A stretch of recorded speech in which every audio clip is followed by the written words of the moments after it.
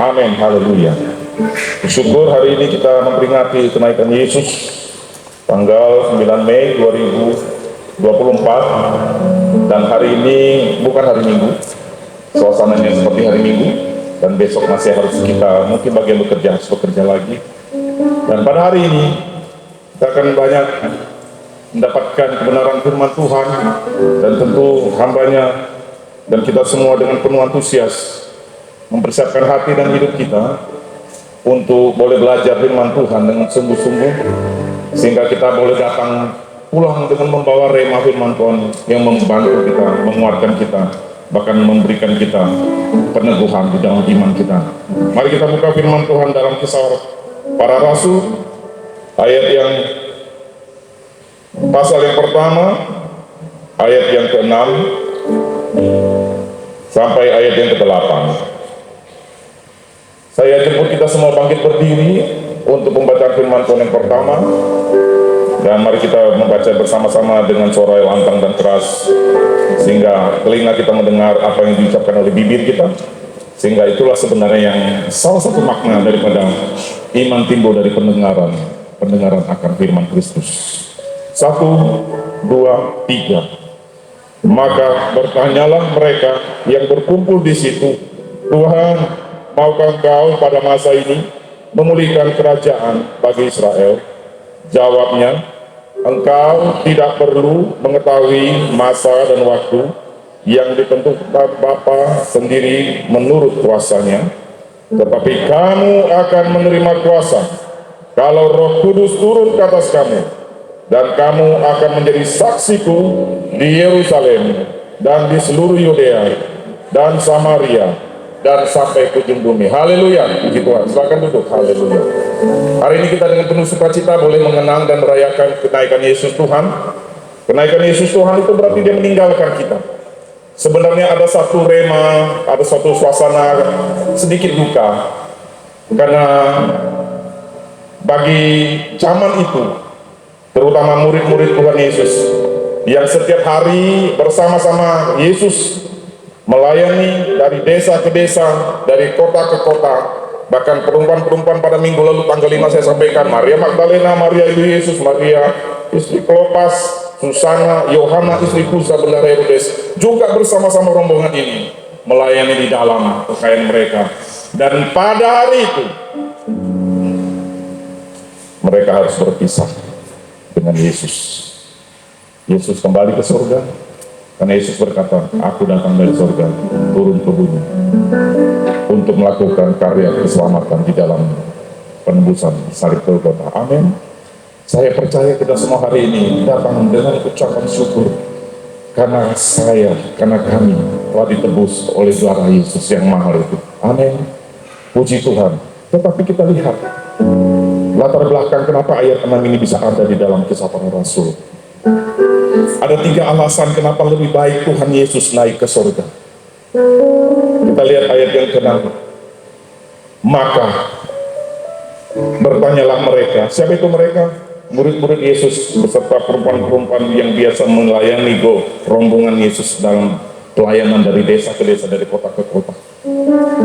Perempuan-perempuan ini tadi saya sebutkan, bukan dia melakukan dalam garis depan, tapi mereka ada di garis belakang, bahkan mungkin tak terlihat oleh mata, tetapi peranan mereka juga penting untuk melayani, mungkin konsumsi, mungkin logistik, bahkan mungkin juga pendanaan. Karena salah satu dari mereka adalah istri bendahara Herodes, istri bendaharanya raja, dan itu dia pegang uang, dan tentu gajinya dan pendapatannya besar pada waktu itu.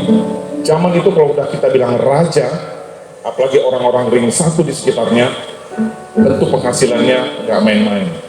Mungkin jauh lebih besar dari penghasilan seorang nelayan seperti rombongan keluarga dari Simon, Petrus, Andreas, Yohanes, dan Yakobus. Dan mereka bersama-sama Yesus pada hari itu. Kalau kita maju ayat keempat dalam Kisah Para Rasul 1 ayat yang keempat, pada suatu hari ketika Yesus makan, ya saya ganti ianya besar pakai langsung Yesus.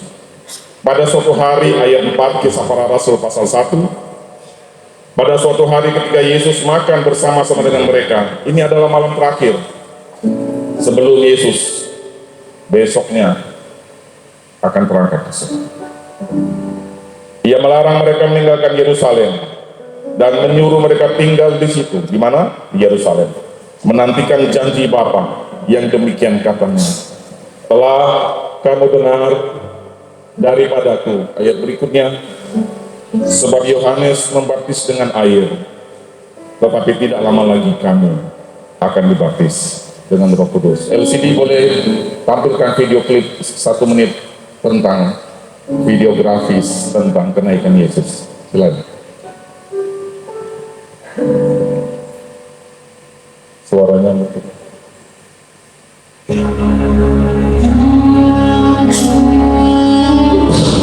Jemaat Tuhan, silakan perhatikan dengan seksama.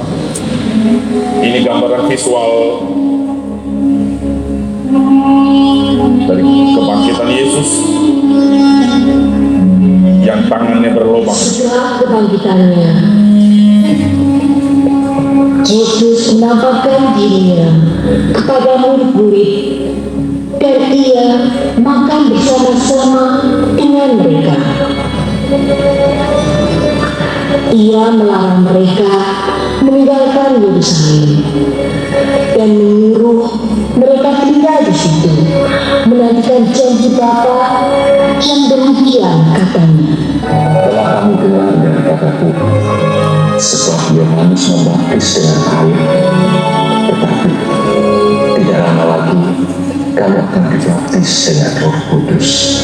Yesus mengajak murid-muridnya berjalan keluar kota Yerusalem ke arah Betania di sebelah timur, di bukit yang disebut Bukit Zaitun. Lalu murid-murid menanyakan kepada Yesus agar ia pada masa ini mau memulihkan kerajaan bagi Israel.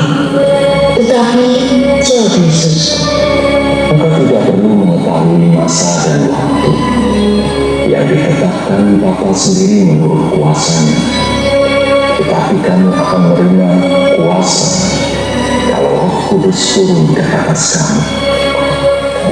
Dan kamu akan menjadi saksiku di Yerusalem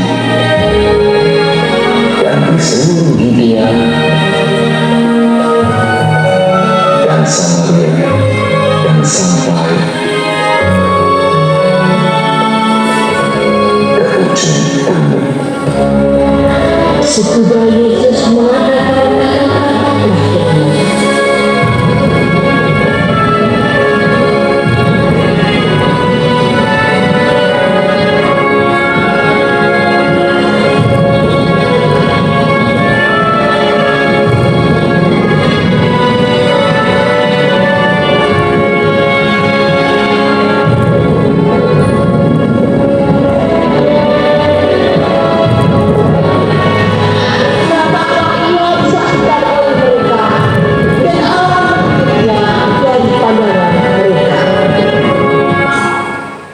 Sesudah ia mengatakan demikian, terangkatlah Yesus disaksikan oleh mereka, dan awan menutupnya dari pandangan mereka.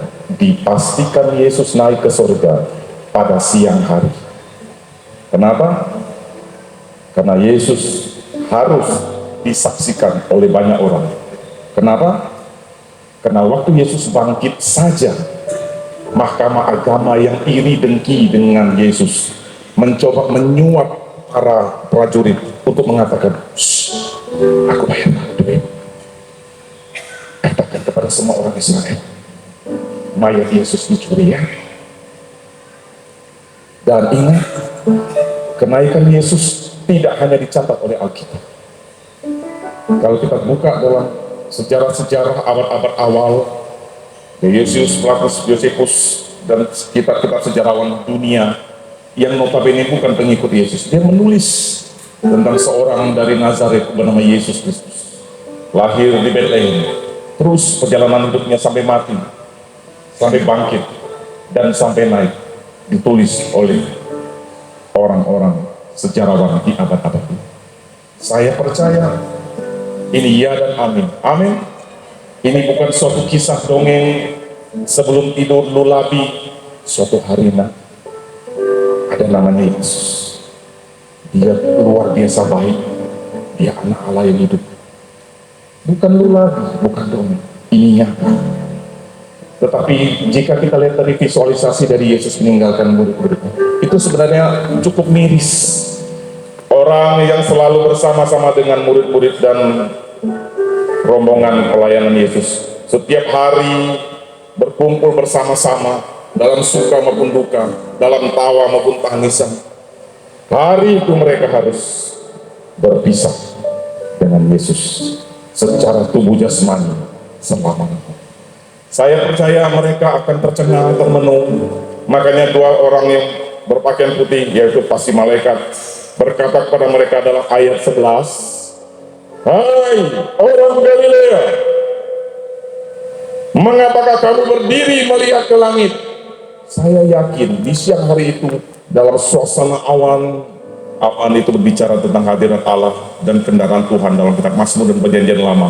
Dan awan itu juga artinya dalam dimana ada kerajaan Allah turun, dan bala tentara malaikat Tuhan yang berpasukan itu mengelilingi Yesus, dan mereka bersama-sama naik ke surga.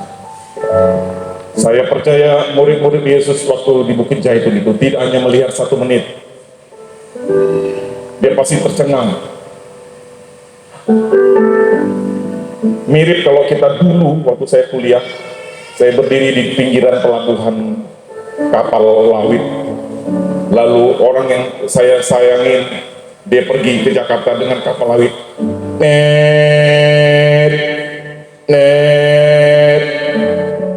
nyandarnya rapat kan, lama-lama dada, aduh sakit rasanya perpisahannya, pelan-pelan perpisahannya, pelan-pelan. Kapalnya tuh udah ngeput, hilang gitu, pelan-pelan. Sampai sekitar 1 jam masih jauh. Dadah, sayang, love you sayang.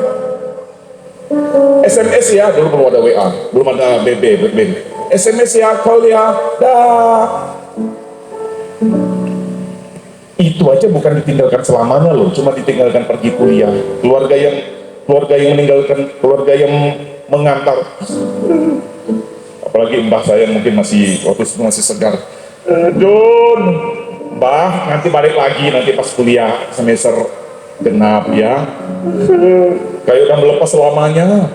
Kalau sudah pergi ke Jakarta, mbah izin ya mbah, mau ke Jakarta dulu ada urusan. Kayak udah pergi selamanya. Itu bayangkan, padahal nanti besok malam udah pulang lagi. Murid-murid Yesus ditinggalkannya. Yesus berangkat ke surga, tidak melesat seperti petir. Enggak, pelan-pelan. Dan saya suka dalam kitab Lukas Injil terakhir, dalam kisah kenaikan Yesus. Ketika Yesus sedang memberkati mereka, Yesus berangkat ke surga. Pertanyaannya, apakah tangan Yesus sampai detik ini masih turun? Masih terangkat. Berarti poin pertama, kita adalah umat Tuhan yang diberkati Tuhan. Katakan amin. Kita umat Tuhan yang sudah dan sedang dan selalu diberkati Tuhan. Haleluya. Terima itu, tangkap itu. Bahkan dalam kejadian penciptaan kita di awal-awal manusia, lalu Tuhan memberkati manusia, dan ciptaannya sungguh baik dan sungguh amat baik. Berkat itu dari mulai kita kejadian sampai perjanjian baru, bahkan sampai wahyu. Itu tangan Tuhan itu seolah-olah menggambarkan ketika Tuhan terangkat ke surga dalam kitab Lukas pasal yang terakhir, ayat-ayat terakhir tentang kenaikan Yesus. Ketika Yesus sedang memberkati mereka, Yesus terangkatnya Yesus ditutupi dengan tangan. Artinya pelan-pelan, dia tidak ditutupi dengan puting beliung, berarti cepat kayak puting beliung. Ini dengan awan, konotasi pengertian awan, pelan-pelan, putih, lembut, teduh. Itulah suasana kebatinan kita harusnya ketika kita menghadapi hari kenaikan Yesus. Hati yang lembut, hati yang putih bersih, hati yang teduh. Bapak Ibu tentu sudah pernah jalan-jalan naik motor atau jalan kaki di kebun atau naik sampan di tengah laut, di tengah sungai, panas terik. Lalu awan, nggak usah banyak-banyak lah, cukup kumpulan awan menutupi matahari. Gimana rasanya? Teduh. Dan saya percaya awan yang sedang mengiringi Yesus penutupan itu juga membuat teduh hati murid-murid yang sedang sedih, tanda petik ditinggal. Dan tentu di 2 ayat berikutnya Yesus langsung berkata di ayat 8, tetapi kamu akan menerima kuasa kalau Roh Kudus turun ke atas kamu. Dalam pengertian Yesus naik ke surga, Yesus menegur murid-muridnya dengan tegas. Ayat 6 berkata, murid-murid bertanya kepada Tuhan Yesus, Tuhan, maukah engkau pada masa ini memulihkan kerajaan bagi Israel? Bayangkan, pertanyaan terakhir di saat-saat kalau orang mau meninggal bilangnya hembusan nafas terakhir, udah masa kritis. Ini tidak, ini beda konteksnya. Ini Yesus masih segar bugar, kuat, hebat, maha kuasa, dan dia akan pergi dengan kegemilangannya. Tapi ini sama konsepnya dengan kalimat terakhir sebelum berpisah selama-lamanya. Tentu kalimat yang dilontarkan oleh seseorang yang ketika akan berpisah dengan lama itu penting, amin, sangat penting. Apakah kalimat terakhir itu Yesus? Kamu akan menerima kuasa kalau Roh Kudus turun ke atas kamu, dan kamu akan menjadi saksiku di Yerusalem, Yudea, Samaria, sampai ke ujung bumi.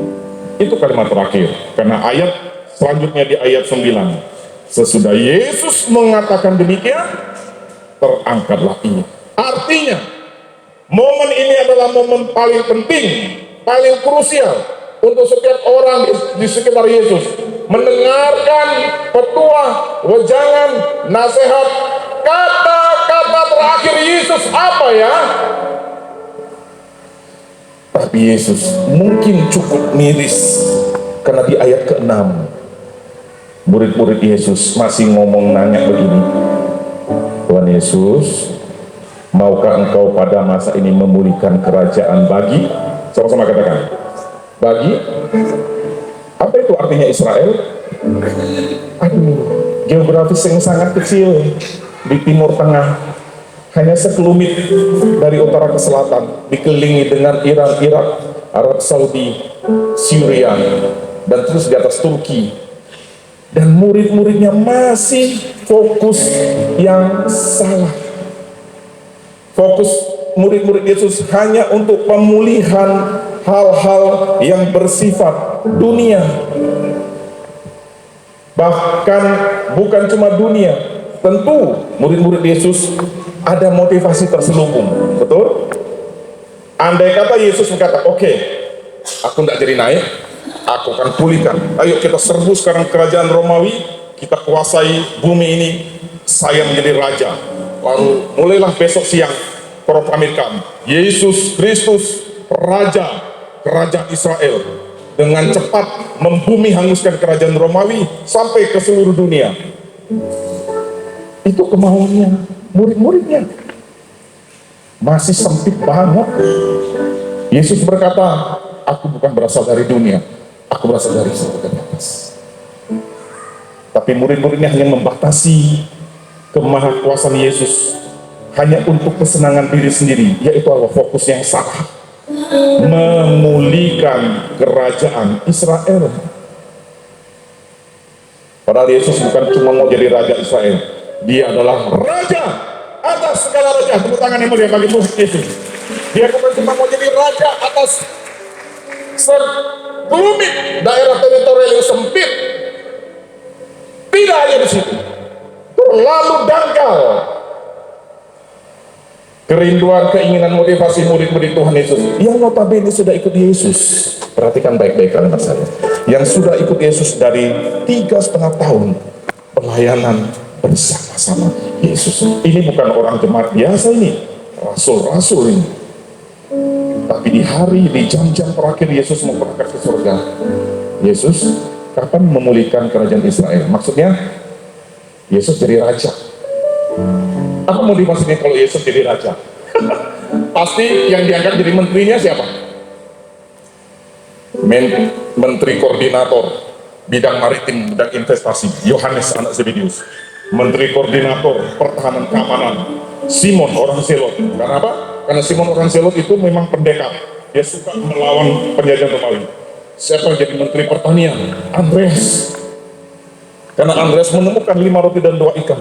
Menteri Sosial siapa? Thomas. Dan dia hati penuh dengan kelembutan. Bahkan keraguan Thomas sebenarnya karena dia skeptis, bukan karena dia ragu. Dia skeptis. Jika aku tidak melihat, Yesus lubang tangannya ini. Siapa menteri? Siapa lagi tadi itu? Urusan pajak dan bea cukai. Matius orang Lewi. Karena Matius sebelum jadi pengikut Yesus, dia memungut cukai. Dia merangkap sebagai menteri luar negeri. Kenapa? Dia satu-satunya murid Yesus yang latar belakangnya pemungut cukai, dan dia bekerja untuk penjajah Romawi. Dia punya link dengan penguasa di luar Israel. Menteri luar negeri merangkap urusan pajak dan bea cukai. Dia dibantu dengan wakil menterinya. Siapa itu? Yakobus anak Alfius. Yakobus anak Alfius latar belakangnya sebelum ikut Yesus juga pemungut cukai. Jadi 2 orang ini bekerja sama di bidang keuangan, merangkap menteri luar negeri dan urusan pajak dan bea cukai. Kenapa? Karena rajanya Yesus. Kami menteri dong. Betul? Memang nggak tulis di Alkitab. Dan ini kayaknya yang sebuah tafsiran bebas. Kita bisa perkirakan. Dengan maksud Tuhan memulihkan Israel, mereka mau bebas sebagai negara yang berdaulat dan mengalahkan penjajah Romawi. Bukan sampai di situ. Tentu seorang raja akan mengangkat pembantu-pembantu menterinya. Siapa juru bicara? Staf kepala kepresidenan, Rasul Simon Petrus. Benar? Karena apa-apa dia ngomong terus. Petrus, ya Raja Yesus, sini kamu ngomong, juru bicara. Lalu berdirilah Petrus di tengah-tengah rombongan rakyat. Jadi kepala staf kepresidenan. Petrus. Semuanya punya motivasi yang terselubung untuk memulihkan.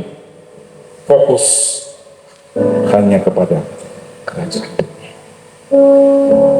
Bapak Ibu bisa tersenyum sedikit atau mungkin agak bingung. Tapi bukankah saya dan kita semua bisa tergoda seperti itu? Ikut Yesus, kayaknya bisnis lancar ya. Udah aku makin lancar, aku makin iring Yesus makin setia. Perhatikan, supaya bisnisku lancar, titik. Yesus dari surga. Ya anakku, kamu ikut aku hanya mau coba dapat duit dan dapat kesuksesan. Aku akan ikut Yesus. Terbukti aku disembuhkan rasa kekeh oleh hamba-hamba Tuhan yang diurapi. Betul, tidak salah. Tapi kalau itu hanya titik, Yesus dari surga lalu sedih. Kamu ikut aku hanya untuk membangun kerajaan di bumi, hanya untuk supaya kamu sukses, sehat, kaya, dapat uang, materi, jabatan, posisi saja. Perhatikan kata saja, sebenarnya bukan. Ketika Yesus naik ke surga, dia mau merombak pemahaman yang selama ini ada di dalam benak murid-murid Yesus. Siapakah murid-murid Yesus itu? Saya dan kita semua. Siapa yang ikut Yesus sampai detik ini karena mau sesuatu dari Yesus? Saya dengan kasih Kristus sebagai hambanya bertobatlah. Kita tidak ikut Yesus sekarang karena mau dapat sesuatu dari Yesus. Kita sudah mendapat itu. Apa itu?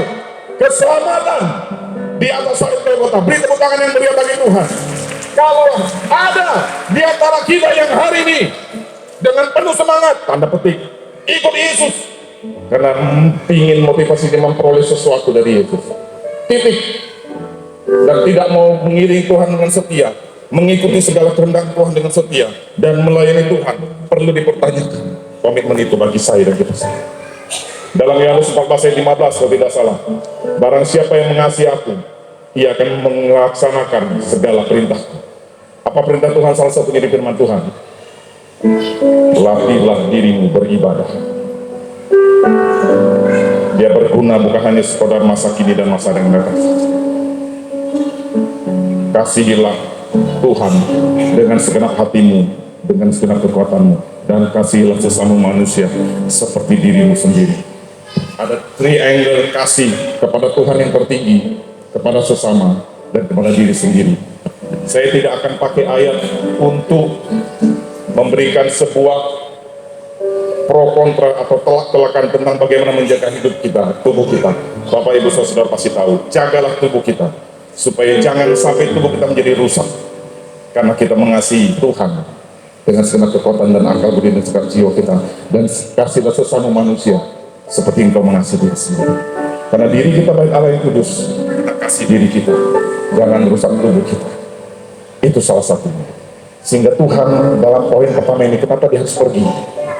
Kita buka dalam Yohanes pasal 16 ayat yang ke-7. Poin kedua, Yohanes pasal 16 ayat yang ke-7. Namun benar yang kukatakan ini kepadamu adalah lebih berguna bagi kamu jika aku pergi. Sebab jikalau aku tidak pergi, penghibur itu, tentu kita tahu bersama ini artinya Roh Kudus, tidak akan datang kepadamu. Tetapi jikalau aku pergi, aku akan mengutus dia kepadamu. Ayat 8. Dan kalau ia datang, Roh Kudus akan menginsafkan dunia akan dosa, kebenaran, dan penghakiman. Bapak Ibu, poin kedua, setelah poin pertama, kita diharuskan mengubah fokus kita yang darinya fokus yang sempit kepada mendirikan kerajaan dunia atau bumi atau keinginan diri sendiri, menjadi mendirikan dan takut kepada kehendak Bapa di surga, yaitu bagaimana kita memandang kerajaan Allah. Kerajaan Allah bukan soal makanan dan minuman, betul? Tapi soal apa? Damai sejahtera, sukacita, kebenaran oleh Roh Kudus. Apakah itu Bapak Ibu dapatkan ketika beribadah atau ikut Tuhan? Itu sebenarnya yang kita kejar. Bukan kerajaan dunia atau kerajaan diri sendiri, tapi bagaimana kita merasakan sukacita, damai sejahtera, kebenaran oleh Roh Kudus. Amin. Itulah yang dikatakan Yesus dalam Kisah Rasul 1 ayat 3. Tetapi kita akan baca dulu dalam Yohanes pasal 16 ayat 7. Namun benar yang kukatakan ini kepadamu adalah lebih berguna bagi kamu jika aku pergi. Poin kedua, Tuhan melatih kita dengan kenaikan Yesus dan meninggalkan kita tanda petik waktu itu, mendewasakan iman kita. Sama-sama katakan 1, 2, 3, mendewasakan iman kita. Saya percaya seorang anak kecil kalau dia sekolah TK, orang tua bahkan ibu yang sangat mengasihi anak-anak pasti akan diantar, bahkan sampai mamanya masuk di ruangan playgroup ikut-ikut nari. Kalau mamanya ada pelajaran cemong-cemongan, dicemong-cemong pakai bedak. Ya karena anaknya masih umur 1,5 tahun belajar untuk kosmetika dicemong-cemong, mamanya pun dicemong-cemong. Karena anaknya masih kecil, betul?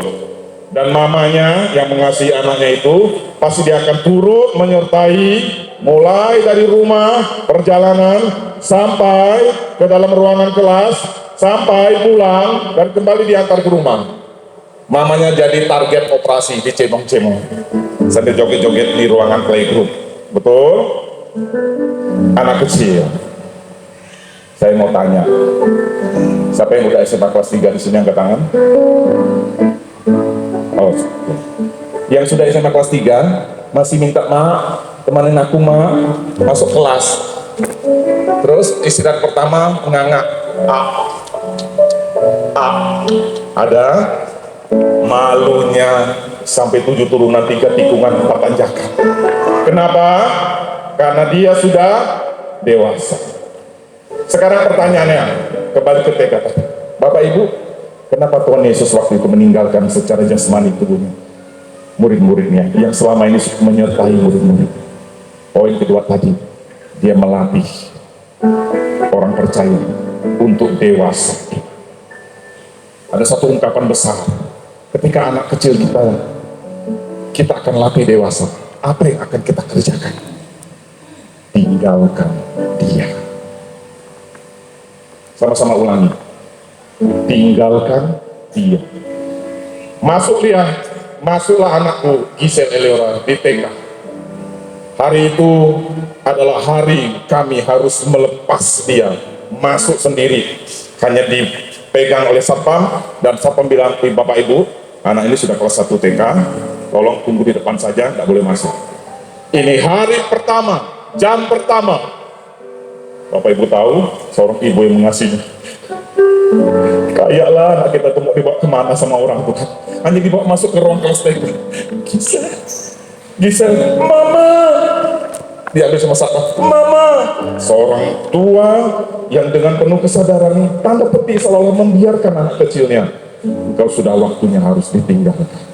Karena engkau harus belajar. Apa? Harus belajar apa? Dewasa. Konsep dewasa ada momennya, the moment of the truth. Orang tua harus tinggalkan anak mereka. Masuk sendirilah. Pak, Papa. Kayaklah seperti didramatisir. Papa. Padahal hanya masa sekolah, Pak. Karena itu hari pertama. Betul? Betul? Orang tua harus tega. Kenapa? Supaya anakku belajar menjadi dewasa. Adalah berguna jika aku pergi. Lalu awan mengukuhkan. Wah, mana Yesus ya? Mana Yesus? Tapi mereka waktu itu Tuhan Yesus melatih kedewasaan iman. Pernah berdoa, tiba-tiba langsung Tuhan jawab. Jangan senang dulu.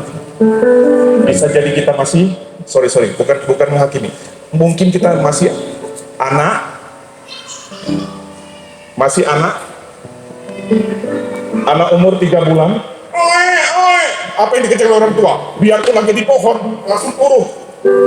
Kenapa nak? Dia masih umur 5 bulan, belum bisa makan. Hanya minum ASI, eksklusif. Cepat mamanya keluarkan, pakai kompor. Apa nak? Oh, Saya mau tanya, udah umur 20 tahun. Apa yang dikatakan oleh orang tua? Ya Tuhan, masih anak kecil kau nih, masih teriak-teriak nangis. Mandi sendiri, makan sendiri, bersihkan sendiri kotoranmu ya. Masih gitu? Orang tua yang baik, seolah-olah biarin, dia tinggalin. Gak apa-apa lah, dia udah besar kok. Dia bisa belajar membereskan hidupnya sendiri. Betul, ada saatnya kita berdoa. Saat menangis Tuhan, saat berdoa Tuhan, saat percaya Tuhan bekerja. Saya mau tanya kita yang hadir di sini, seringkah kita berdoa setelah amin langsung hitungan 5 detik jawaban terjadi? Yang ada malah tidak terjadi. Masih ngesak dengan Tuhan? Berarti rohani apa? Dewasa atau? Bapak Ibu yang ngomong sendiri. Gimana kalau orang dewasa? Pak, gimana nih Pak? Kenapa John? Ini gimana betul sepeda? Itu ada tang, ada obeng, ini ada literatur, baca sendiri, betulkan ban sepeda. Siapa? Udah dia, betulkan sendiri. Kenapa? Karena dia sudah besar, sudah dewasa. Sang Bapa yang baik hanya memberikan petunjuk. Ambil tangmu di gudang, ambil baurmu di sana, kalau tidak ada angin, ganti di sana, oke? Pergi sendiri bisa? Berani? Takut Pak? Udah, berani deh. Karena dewasa. Seringkali Yesus, tanda petik, berbuat seolah-olah akan melewatinya. Masih ingat kisah 2 orang dari Emmaus? Yang dari Yerusalem, betul? Yesus seolah mau lewat, lalu mereka desak, ayolah, mampir ke rumahku ya. Karena desakan 2 orang dari menuju Emmaus itu. Yesus masih ingat ketika murid-muridnya kepayahan di malam yang sunyi, jam 3, jam 4 subuh, terlibat oleh angin sakal, gelombang yang gelap, langit tidak ada lampu, angin sakal, mereka hampir tenggelam. Mereka melihat ada sosok dari kejauhan masuk. Hantu! Lalu Yesus berbuat, ada kalimat gak loh? Lalu Yesus berbuat seolah-olah akan melewati mereka. Cek-ceknya melewati mereka. Seringkali Tuhan Yesus mungkin seolah-olah mau lewatin kita punya doa. Mereka masih mengimani aku gak ya? Tapi orang yang beriman akan bilang gini, Yesus, tolong aku. Yesus mungkin pura-pura, kayak pura-pura tidak lihat, tidak dengar. Yesus, oh, kamu tenggelam kah? Mana tanganmu? Ulurkan tanganmu. Hai orang yang kurang percaya. Jadi bagaimana kita dewasa iman? Banyak kali dalam kisah di Alkitab, seolah-olah Tuhan mau melewati. Dua poin makna kenaikan Yesus adalah lebih berguna dia pergi. Satu, supaya mengubah mindset, fokus hidup kita dalam bertuhan, dalam mengiringi Tuhan. Jangan hanya fokus untuk saya, aku, kami, saya, aku, usahaku, masa depanku, keluargaku, bisnisku, pelayananku. Kami kemarin saja seperti ini. Gerejaku, pelayananku. Tuhan bilang, wah, kamu mau bangun kerajaanmu? Padahal Yesus berkata apa? Ayat terakhir, Kisah Rasul 1 ayat 3. Kepada mereka Yesus menunjukkan dirinya. Kisah Para Rasul 1 ayat 3. Setelah penderitaannya selesai dan dengan banyak tanda, Yesus membuktikan bahwa ia hidup. Sebab selama 40 hari ia berulang-ulang menampakkan diri. Sama-sama kita baca dengan tegas mulai dari kata dan. 1, 2, 3. Dan berbicara kepada mereka tentang kerajaan Allah. Kayak kurang yakin, tapi saya percaya mungkin malu-malu. Ayo saya percaya bisa 50 kali besar dari ini suaranya. 1, 2, 3. Dari mulai kata dan. 1, 2, 3. Dan berbicara kepada mereka tentang kerajaan Allah. Murid-murid Yesus waktu itu berbicara tentang menegakkan, memulihkan kerajaan Israel yang sempit geografisnya itu sempit. Banyak orang Kristen pikirannya sempit, termasuk saya. Hanya seolah-olah untuk memulihkan saya. Kalau saya ke gereja, saya untungnya apa? Kalau lihat mungkin dijauh ke Tuhan, bukan berarti kita tidak mau semakin baik. Betul ya Pak Lambo ya? Mungkin lihat alat gereja kayaknya kurang canggih dengan yang di sana di tetangga. Lightingnya cuma 9 buti ala, nggak klip lagi, nggak ada laser-lasernya, nggak seru, soundnya juga agak berisik-berisik. Jadi ketika ke gereja yang dipusingin sesuatu yang bikin tidak nyaman hidupnya. Betul, kita akan berubah lebih baik, kita akan terus mengupgrade diri. Amin Pak. Tapi fokusnya Yesus berkata, hai umatku, fokus kepada bagaimana engkau kepada kerajaan Allah. Yesus bela-belain 40 hari tidak langsung ke surga setelah bangkit. Kenapa? Karena Yesus sendiri berbicara dengan mulutnya kepada mereka tentang kerajaan Allah. Kerajaan Allah itu dalam Matius juga ada disebut apa? Carilah kerajaan Allah serta kebenarannya, maka yang lain akan ditambahkan kepadamu. Roma, kerajaan Allah bukan soal makanan dan minuman, tetapi kebenaran, damai sejahtera, dan sukacita oleh Roh Kudus. Suratan Paulus yang lain, kerajaan Allah bukan hanya sekedar itu, tapi adalah kuasa. Dan ayat 8, ayat yang menjadi bombastis, mengebom daripada setiap unsur Pentekostalisme di gereja, dimanapun di seluruh bumi. Ini akan disebut, nanti malam akan pasti disebut. Engkau akan menerima kuasa kalau Roh Kudus turun atas kamu. Poin ketiga, Tuhan memberikan kita tanggung jawab. Bukan hanya sekedar menerima pemulihan saja dan kedewasaan iman saja, tapi ada tanggung jawab. Orang dewasa bukan cuma diberi makan supaya besar badannya, tapi dia diberi tanggung jawab. Habis ini kamu sekolah, kamu bekerja, kamu kuliah yang baik-baik, cari nafkah, belajar yang bagus-bagus, pergaulan yang baik, pasangan hidup Tuhan sediakan, tetapi kamu juga harus banyak bergaul. Ada tanggung jawab. Apa tanggung jawab kita orang Kristen? Ayat 9, ayat 8. Kamu akan menjadi saksi. Saya akan sedikit ini bukan menyindir. Ada beberapa oknum-oknum di gereja yang Tuhan kasih karunia-karunia roh yang luar biasa. Tapi ingat, karunia roh itu hanya digunakan untuk kita, Bapak Ibu semua, menjadi saksi, bukan menjadi sakti. Kisahnya turun terlantingnya. Pak, rebah. Siapa yang bikin rebah itu? Itu si A. Siapa yang lepaskan itu dari setan? Itu pendeta itu. Padahal yang lepaskan itu Tuhan Yesus dengan kuasanya melalui hamba. Saya hanya hamba Tuhan. Panglima besar kita semuanya ada di sini. Amin. Kita sama-sama bawahannya panglima besar. Tetapi izinkanlah kami, Tuhan tempatkan sebagai gembala, Tuhan tempatkan sebagai pengurus gereja dan majelis dan sebagainya. Bukan supaya kita mengebosi bawahan kita. Kita punya sama-sama Tuhan yang segala Tuhan, yaitu Yesus Kristus Tuhan. Rohnya turun dan kita menerimanya dan mengizinkan Roh Kudus itu membuat kita menjadi kuasa dengan 12 karunia roh, dengan 9 karakter buah-buah roh. Tapi itu bukan untuk gagah-gagahan. Banyak orang mengubah huruf S menjadi T sehingga kamu menjadi sakti di tengah-tengah di Yerusalem, Yudea, Samaria, dan Putus. Tidak. Tuhan memperlengkapi kita dengan kuasa Roh Kudus supaya kita sama-sama katakan menjadi saksi. Sama-sama katakan dengan tegas. 1, 2, 3. Menjadi saksi. Pemain musik pelayan Tuhan silakan ke belakang. Inilah yang menjadi 3 poin besar Tuhan ketika Tuhan Yesus naik ke surga.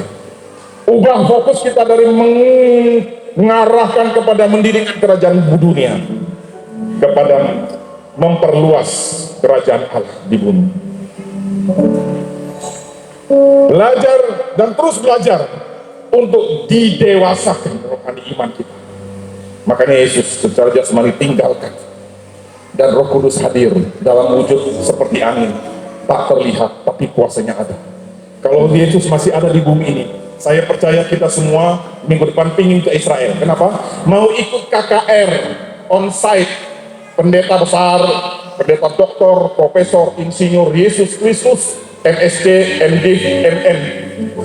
Semua gereja di bumi kosong. Kenapa? Semua orang kaya yang ada di pergi hijrah ke Yerusalem untuk dengarkan KKR-nya Tuhan Yesus.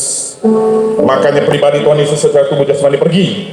Dia turun sebagai rupa Allah Roh Kudus yang bagaikan ruah pneuma angin. Tak terlihat, tapi kuasanya bisa omnipresen.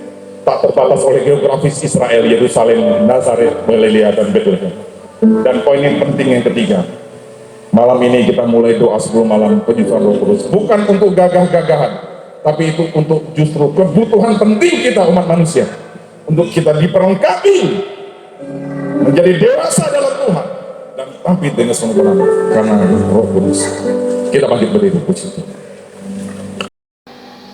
Ayat yang ke-13 sampai yang ke-14.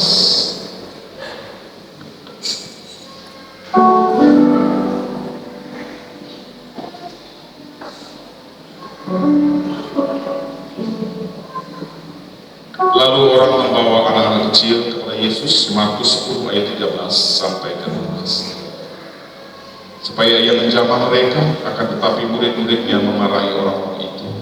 Ayat 14 dalam Markus 10, ketika Yesus melihat hal itu, ia marah dan berkata kepada mereka, biarkan anak-anak itu datang kepadaku, jangan menghalang-halangi mereka, sebab orang-orang yang seperti itulah yang empunya kerajaan Allah. Aku berkata kepadamu, sesungguhnya barang siapa tidak menyambut kerajaan Allah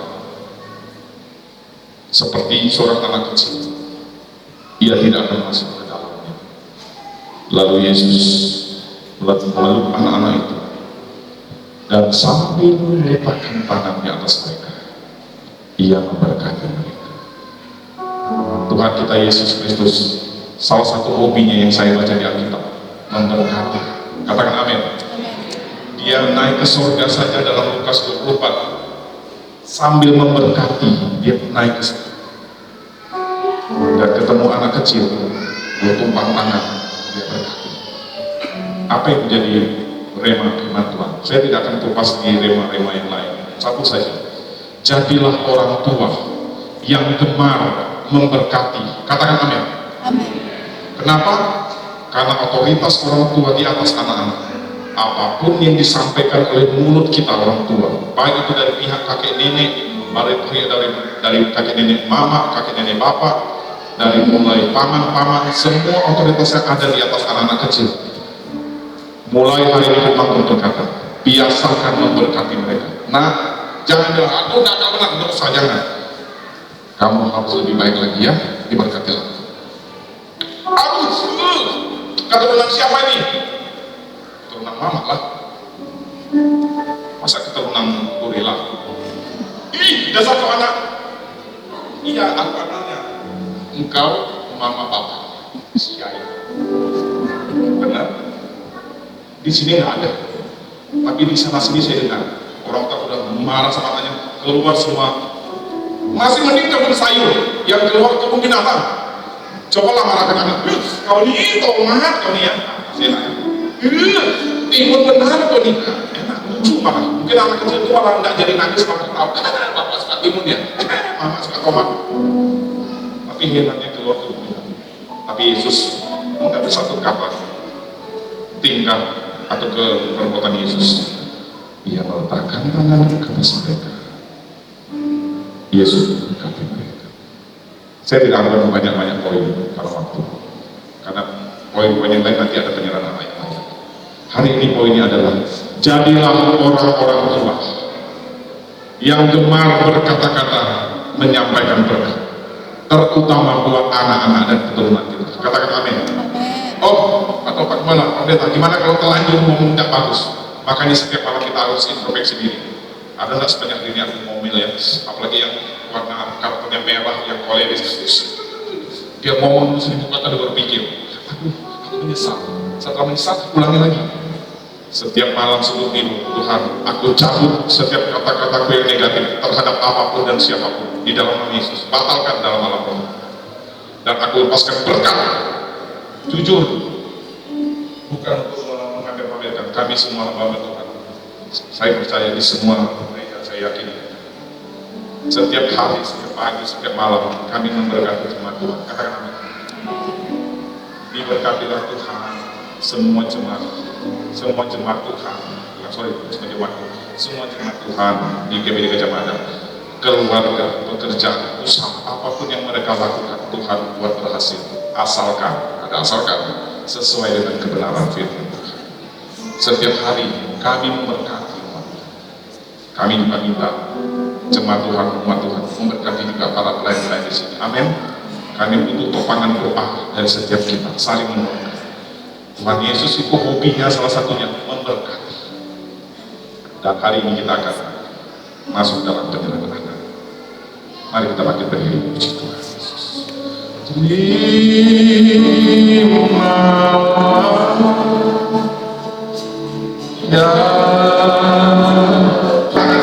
Arahkan ke kedua belah hari ini. Berkati mereka. Ya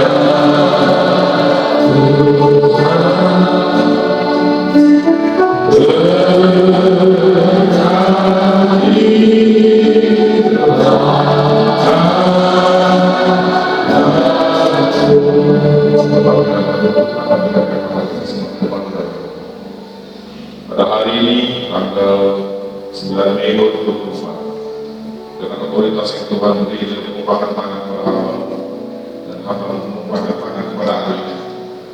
Hamba berdoa di dalam nama Bapa dan Putra dan Roh Kudus, yaitu Tuhan Yesus Kristus Kuriatos. Diberkatilah kau Sionaman Prayogo, putra dari orang kaya bernama Agung Hadi Prayogo dan Ibu Agnes Mapela. Kau akan bertumbuh semakin besar di hadapan Tuhan dan manusia. Diberikan kekuatan kesehatan yang luar biasa, tubuh, jiwa dan roh. Diberkati kau jaga dari segala hal negatif, roh hikmat dan pengertian, roh nasihat dan keperkasaan, roh pengenalan dan kata-kata Tuhan, memimpin menyertai dan memenuhi hidupmu dari sekarang sampai selama-lamanya. Bala para malaikat Tuhan yang terus Tuhan kirimkan untuk menjaga di segala cara hidupmu, dan kau menjadi alat Tuhan yang berguna, menjadi kekuatan kesaksian bagi Yesus Kristus Tuhan di masa-masa yang akan datang.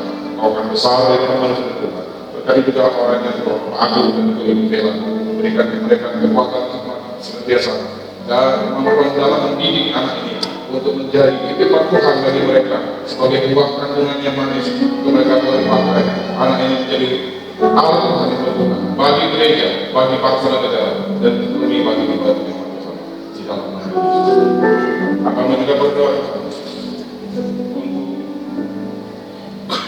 Fernando, Rasta, Maranatha, Simanjunta. Tuhan Yesus memberkati kau, iman dan pengertian, roh nasihat dan perkasaan, roh pengenalan kata Tuhan, memimpin hidupmu dari sekarang sampai selama-lamanya. Kami menyerahkan kedua anak ini di dalam tangan-Mu, Yesus Kristus. Penyertaan, perlindungan, pemberian Tuhan. Jauhkan dari segala hal, mara bahaya sakit penyakit, hal-hal negatif, proses kekelapan yang Tuhan dalam kami, bahwa dalam nama Yesus dan kuasa-Mu senantiasa melingkupi orang tuanya kita dan segala saudara-saudaranya juga berkati Tuhan. Kami memberkati kedua orang tua ini di dalam nama Yesus Tuhan. Kami berkati atas umat Tuhan bersama kami mereka juga berkati sehingga mereka boleh menjadi satu kesatuan keluarga yang harmonis untuk saling membangun di dalam kasih Kristus bersama-sama mendidik anak ini menjadi anak yang taat Tuhan. Dalam nama Tuhan Yesus Kristus kami sudah berdoa untuk hal ini. Amin. Kita sudah mendengar surat pernyataan pada Bapak Agung di Kota Jakarta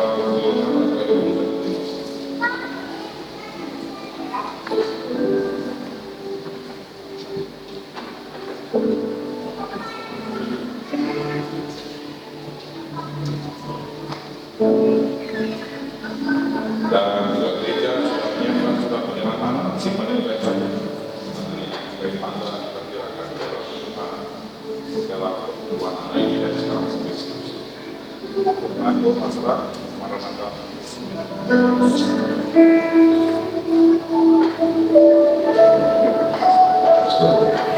Saya